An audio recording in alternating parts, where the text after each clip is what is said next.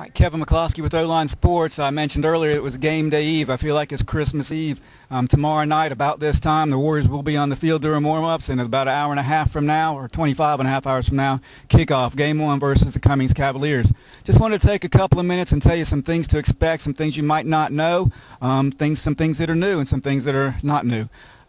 As far as what to expect tomorrow night, Christian Daniels, the transfer from Vance, will get the nod as the starting quarterback. Jake Christman will be playing a Swiss Army knife type of role. He'll be playing a little bit of receiver, a little bit of running back. He'll be playing on the defensive side of the ball, and you may also see him behind center every once in a while. So that's one change that you needed to know about. Other things as far as game day preparations and everything else, the coaches were going through what time to be here and all this and that and the other.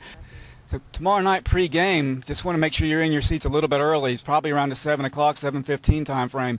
There is going to be a ceremony to honor some of our fallen Warriors. You may have heard that we've lost a couple of, actually 3 very long-time, strong supporters of Western Alamance football. David Simmons, who was an assistant coach and trainer, passed away in the spring.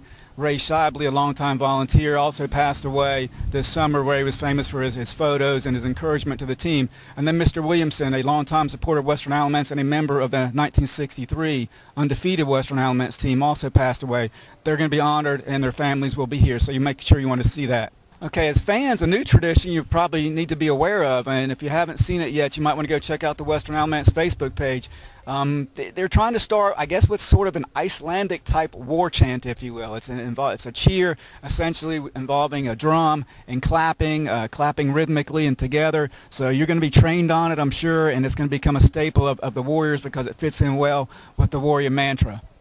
Okay, I mentioned a little bit about offense and who's going to be playing what positions. Of course, you know Darius Penix is going to be out there. Darius, you're going to see in a variety of positions. He's going to primarily line up as wide receiver, but you'll see him in the backfield, and you're going to see him on the defensive side of the ball as well. In fact, I joked with him about the only place you won't see Darius is punting or kicking field goals. So look for him all over the field. Likewise, Christian Daniels, our transfer quarterback, will likely see some time on defense. The reps on defense for these offensive players, talk to some of the coaches. Obviously, they want to try and keep it to a minimum. So if the game is well in hand, you won't see as much of them. They want to save them for the bigger, more important games.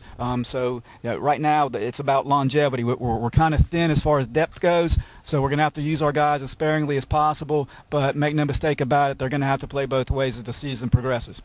On the defensive side, again, you're going to look when you look at the Warrior offensive line, you can almost flip it over when we go on defense because a lot of the guys are going to be playing both ways. So look for there. We've got a couple of transfers coming in. I don't know about them. I don't even really know their names right now, but I know there's a couple of big guys, one from Williams and one from Southern Alamance. Heard good things about both of them, both being very strong, and look for some big bodies to be on the field for the Warriors this year. Now, looking around the field here, I'd heard this summer that the grass was in kind of bad shape, but I'm telling you, the coaches and whoever else volunteered to work out here, the place looks immaculate. It looks like we could play golf out there, not that we want to, but things are looking good. The stadium's looking good. Weather hopefully will hold up for tomorrow. They've got banners up. It's going to be a big night. One other thing I didn't mention, and you guys may not be aware of this, I'm not sure, but Mark Wheeler, a senior defensive lineman, also plays offense. It's contracted. We just found out yesterday a very, very serious illness.